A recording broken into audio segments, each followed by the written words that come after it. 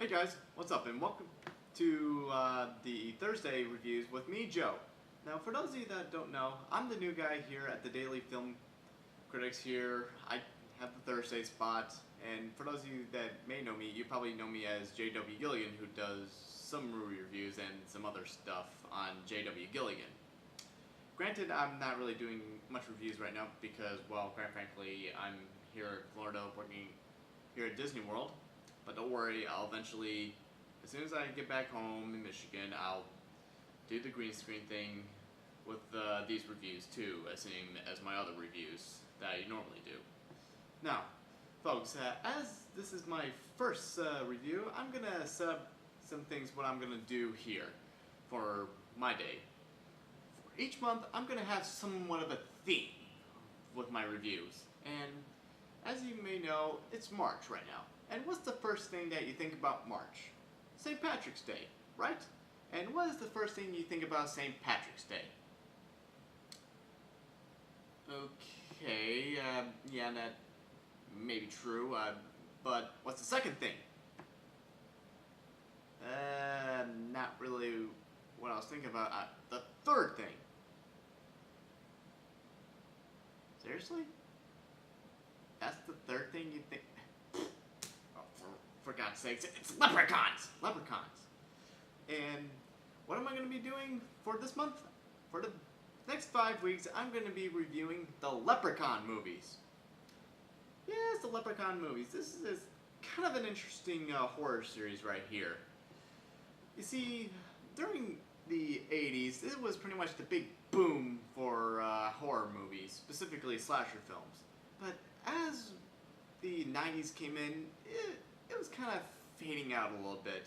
Some of them were getting a little more ridiculous with some of their franchises, like they're becoming more funny, and some of the new ones are just kind of ridiculous. Some of the killers are from dolls, dentists, and of course this, a leprechaun.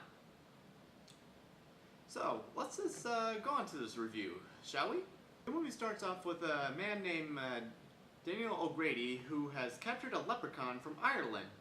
And you know what also comes with a leprechaun? A pot of gold.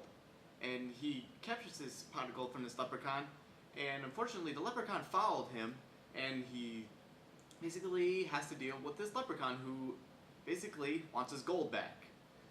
Yeah, so that's basically the premise, folks, that the leprechaun kills people so he can get his gold. Then somehow David O'Grady has managed to capture the leprechaun by putting it in a crate and putting a four-leaf clover on it. For some reason that kind of works to prevent the leprechaun from using his powers. I mean, would you think a four-leaf clover would increase the powers of a leprechaun? Whatever. Years pass, and the house of David O'Grady has been bought by a couple people, specifically a dad and his daughter, and the daughter is played by Jenifer Aniston, which is her first movie.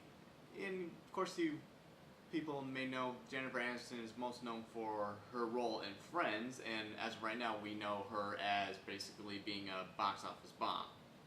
But yet, people still love her. Yeah. And eventually, when they got the house, it kind of looks kind of like a mess, and they get a couple painters to paint the house.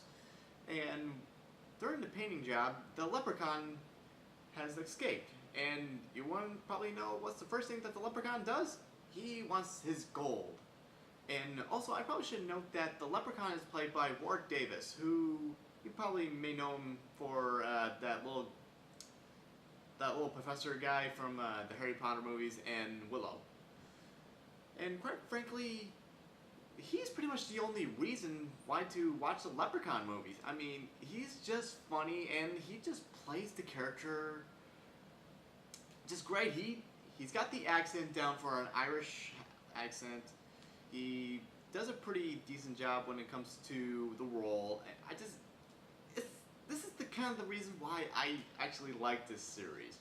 I mean, granted, there are some stupid moments and some bad stuff, and this is just basically kind of like some people would consider this kind of like an homage to those cheap B movies. In fact, this movie was done very cheap.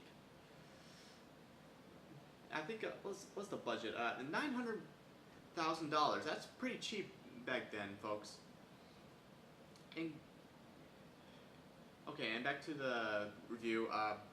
So as the Leprechaun is searching for his goal, it's basically up to Jenifer, Aniston, and the three painters to basically stop the Leprechaun.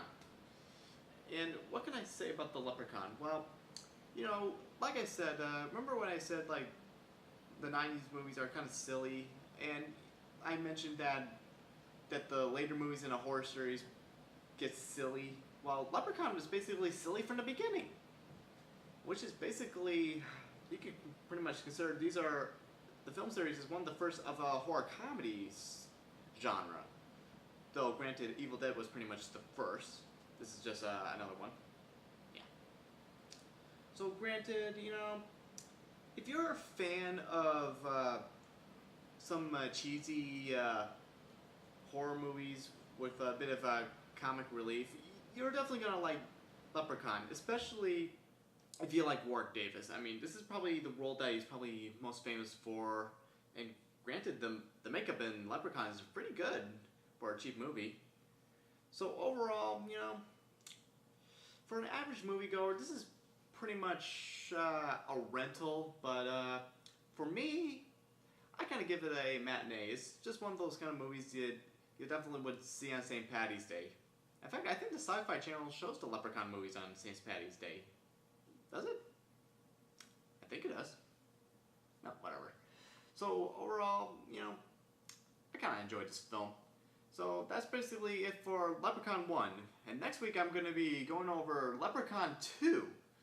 So see you next week, folks, and be cool.